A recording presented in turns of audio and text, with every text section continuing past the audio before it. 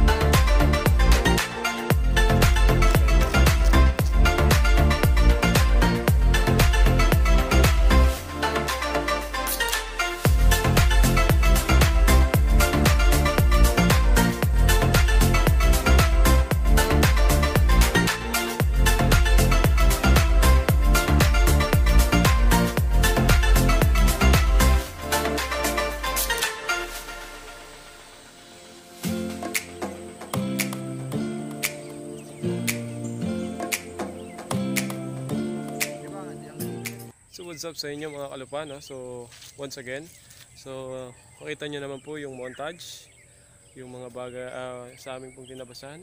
Ito po yung aming tinabasan.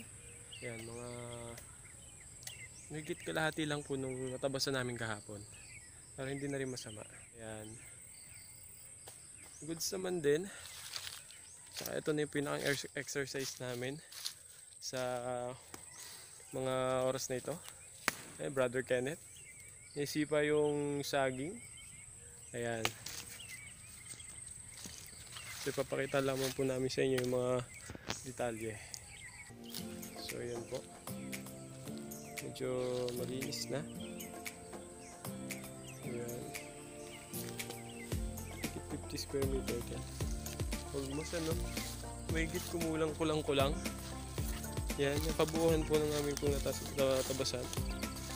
Ayan. Lawak na rin po for land preparation. Yan, bali ito ay kakat namin to sa susunod. Tapos expand tayo dito sa susunod. Bali dito, hindi ko lang alam kung bukas sa Lunes gagawa na kami ng plat para makapagtanim na kaagad. Habang nagtatanim o may halaman na dyan, magtatapos kami dito sa kabila para sa mga ibang plants o crops natin ay tatanim. So yan, medyo mantika na mapagpas ako. Share ko lang mga kalupa. Nakikita sakit, walang gloves. So suggest lang po namin sa inyo kapag kayo po ay magtatabas, make sure po na meron po kayong gloves para iwasan po na magasgasan yung inyo pong mga kamay. Tulad po nito. Yan, yung mga paltos. Hindi maiwasan yan pagka walang gloves. Mas maganda yan pa. Kung ayaw nyo masira yung kamay nyo, gamit kayo ng gloves. So yan ang kabuuan ng ating pong taniman. Siguro bukas o isang araw pwede na itong sunugin, ano? Yan. So makapal pa dito yung karumot pusa. Part na to. Hindi kagad kasi nataniman. Medyo na busy sa ibang bagay. Pero ito, promise po namin sa inyo, dire-diretso na yan. Ayan. Para na tayo. Pwede na maglagay ng covered court, oh. Laki na rin, oh. No, itong covered court, no. Lapad niya. Ayan. So hanggang dito na lamang po muli yung aming pong video sa araw na ito. So sana po ipatuloy lamang po ulit kayo sumubaybay sa aming pong channel. Please like this video if you nagustuhan. And please comment down below if you have a lot of knowledge about for land preparation or sa paghahalaman. And kung hindi ka pa nakasubaybay sa aming pong channel, please subscribe and click the bell button. Yan. Brother Kenneth natin. So bye-bye na mga kalupa.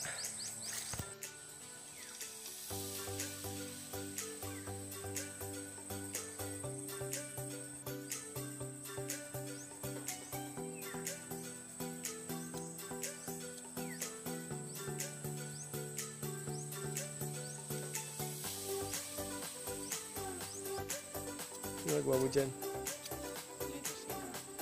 Sa soil testing ka? Very good ba? Way high. Bababay ka na sa kanila.